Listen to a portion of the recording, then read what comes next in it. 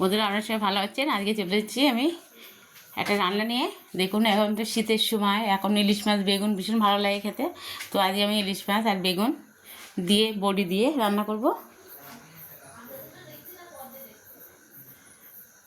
তো এই যে আমি মাছটা এবার হলুদ লবণ মাখিয়ে নেবো, ইলিশ মাছটা নিয়ে এবার ভাজি করে নেবো।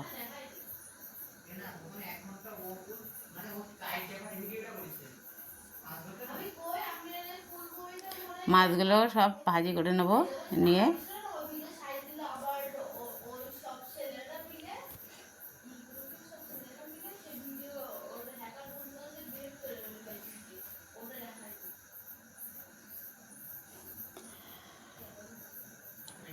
মাছগুলো কিন্তু ভাজি হয়েও গেছে, এবারে তুলে নেব। মাছগুলোকে তুলে নিচ্ছি।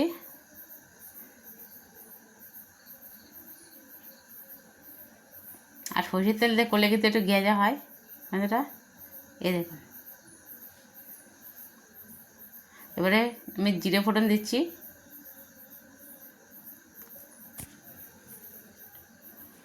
আমি শুকনো লঙ্কা কটা ফোড়ন দিচ্ছি। আজকে লঙ্কার গুঁড়ো দিয়ে রান্না করব না, সেই কারণেই। আর এই মাছগুলো তুলে নিয়েছি।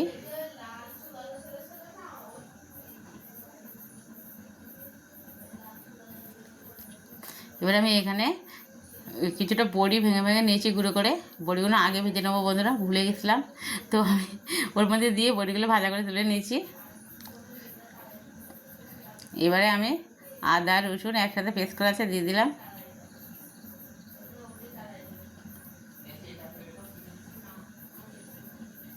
আর এবারে পেঁয়াজ কুচিগুলো দিয়ে দিচ্ছি। পেঁয়াজগুলো বাটি পেস্ট করা হয়নি, পেঁয়াজগুলো এমনি আসতে দেবো বলে পেঁয়াজগুলো দিয়ে দিলাম।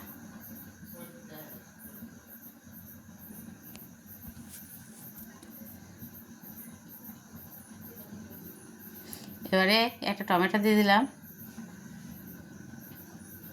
টমেটোটা আসতেই থাকবে। এবারে ফুলকপি আর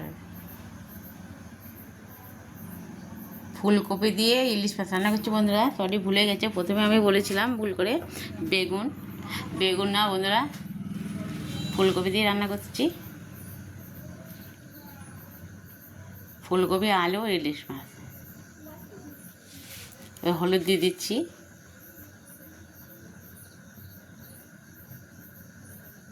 লবণ দিয়ে দিচ্ছি। চিনি দিয়ে দিলাম একটু।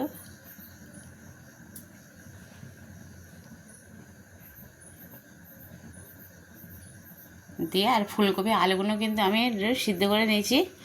ফুলকপি একটু ভাপ দিয়ে সিদ্ধ করে নিলে কিন্তু ভালো লাগে খেতে, তার জন্য আমি সিদ্ধ করে নিয়েছি। এবারে সুন্দর করে সবগুলো দিয়ে একসাথে কষিয়ে নিচ্ছি।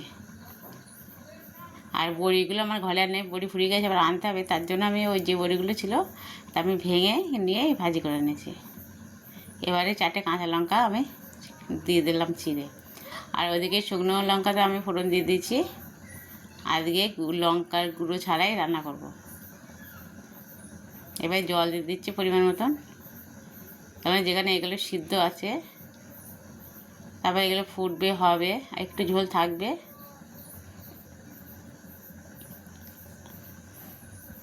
এবারে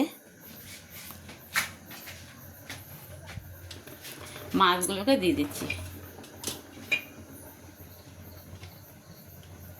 মাছগুলোকে আমি ভালো করে ভাজা করে নিচ্ছি। ইলিশ মাছগুলো আপনারা চাইলে কম ভাজা করে নিতে পারেন, সেটাও কোনো সমস্যা নেই তাতেও।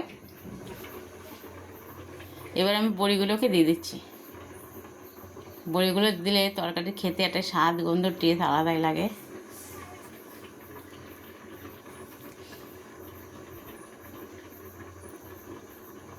বড়িগুলোকে দিয়ে দিলাম।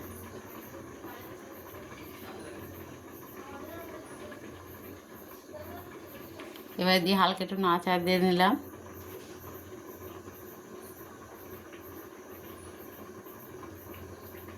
আর আর কপিটা কিন্তু এমনভাবে সিদ্ধ করতে হবে না ফুলকপিটা গলে না যায়।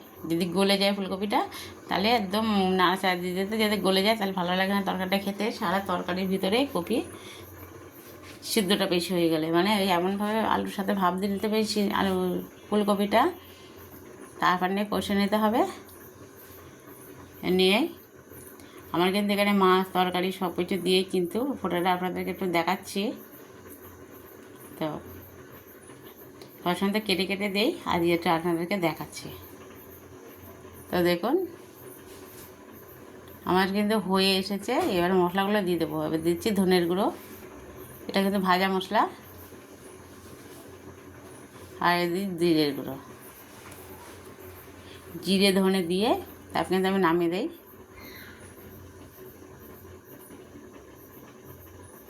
এতে কড়াইটা ধরে নাড়াচাড়া দিয়ে নিলাম।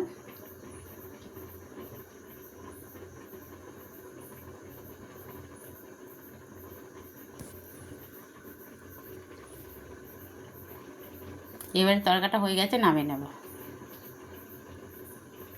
এবার দেখুন বন্ধুরা তরকাটা কত সুন্দর কালার হয়েছে।